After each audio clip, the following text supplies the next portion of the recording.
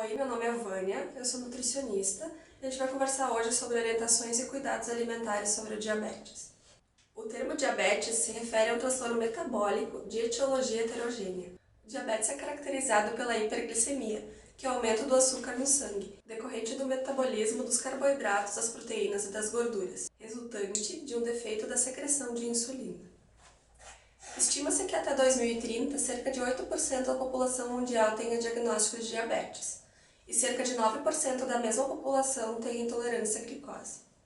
No Brasil, dados do Vigitel mostram que em 4 anos a gente teve um aumento de 1% no diagnóstico de diabetes. Quando se fala do tratamento do diabetes, é importante ressaltar que o tratamento deve ser iniciado na primeira consulta e que deve ser contínuo. É importante que se pense primeiro em orientações que melhorem a qualidade de vida do paciente, como mudanças do estilo de vida, sejam elas alimentares, cessação do tabagismo, controle do consumo de álcool e aumento da atividade física. É fundamental que essa mudança no estilo de vida seja pactuado direto com o paciente, estipulando metas factíveis e que incluam mudanças no estilo de vida. Outro meio importante para avaliar e definir as metas do paciente diabético é através de medidas antropométricas. É importante que se pese e meça as circunferências dos pacientes.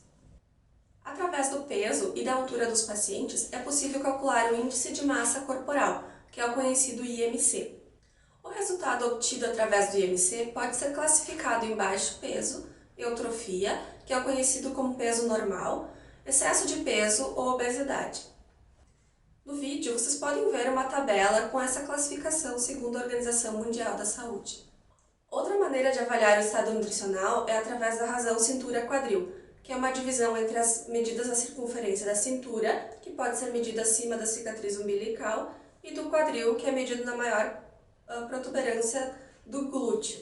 A divisão entre essas duas é a conhecida razão cintura-quadril. Essa razão pode auxiliar a identificar riscos da saúde do coração.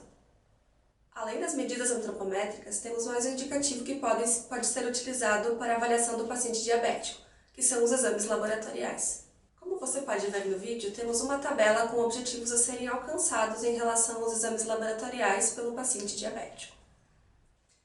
Para que se alcance os objetivos, ou o mais próximo possível, algumas mudanças no estilo de vida precisam ser feitas, sendo elas diminuição do carboidrato simples, diminuição de gordura trans, diminuição do colesterol total, diminuição de gorduras saturadas, diminuição de carboidratos simples, redução de calorias quando necessário se o paciente for diabético ou então sobrepeso, controlar o número de refeições para evitar a hipoglicemia, aumentar o consumo de fibras e aumentar a atividade física, de 3 a 4 vezes por semana, pelo menos 30 minutos. É importante lembrar que o peso adequado do paciente é aquele que permite taxas sanguíneas adequadas. O objetivo principal é manter a glicemia mais próximo do adequado, balanceando a dieta com auxílio de medicações e atividade física. A primeira prioridade deve ser dada à quantidade de carboidratos, e não necessariamente a sua fonte. Deve ser dado ênfase na constância de carboidratos ao longo do dia e na quantidade dia. Para auxiliar a alcançar as metas que foram conversadas até aqui, o Ministério da Saúde propôs 10 passos para a alimentação saudável de pessoas com diabetes. Onde o primeiro passo fala sobre realizar 5 a 6 refeições dia, evitando beliscar ao longo do dia e ficar longos períodos sem comer. O segundo passo fala sobre evitar o consumo de alimentos ricos em açúcar e substituí-los sempre que possível por alimentos diet ou sem adição de açúcar. Quando necessário, fazer uso de adoçantes. No terceiro passo, o destaque é para o consumo de carboidratos integrais, pelo menos 6 porções ao dia. O quarto e o quinto passo destacam o consumo de verduras e frutas diariamente, com preferência para as cruas. O sexto fala sobre a redução do consumo de sal e destaca a importância do uso de temperos naturais. Já o sétimo e oitavo passo falam sobre a redução do consumo de gorduras, redução da quantidade de óleo nas preparações e sobre a importância do consumo de peixes, cozidos ou assados, pelo menos uma vez por semana. A última fala sobre a importância da prática de atividade física regular. É importante ressaltar que a orientação sobre esses passos deve ser negociada diretamente com o paciente. É importante que essas orientações sejam feitas aos poucos, pois bombardear o paciente com todas as informações em um único momento pode assustá-lo e gerar abandono do plano terapêutico. Pois em doses homeopáticas a dificuldade de cumprir cada meta se torna menos impossível do que quando apresentadas todas em um único momento. Até agora falamos sobre intervenções em pacientes diabéticos com hiperglicemia ou então diabéticos controlados. No quadro que aparece no vídeo, vocês podem ver estratégias para pacientes que apresentam hipoglicemia. No quadro são apresentadas estratégias que podem ser tomadas pelo próprio paciente, por algum familiar ou amigo, ou pela equipe de saúde em si. Para que todas as etapas de controle do diabetes sejam alcançadas, a atenção primária em saúde é de extrema importância, pois é ela que tem o contato mais próximo do paciente.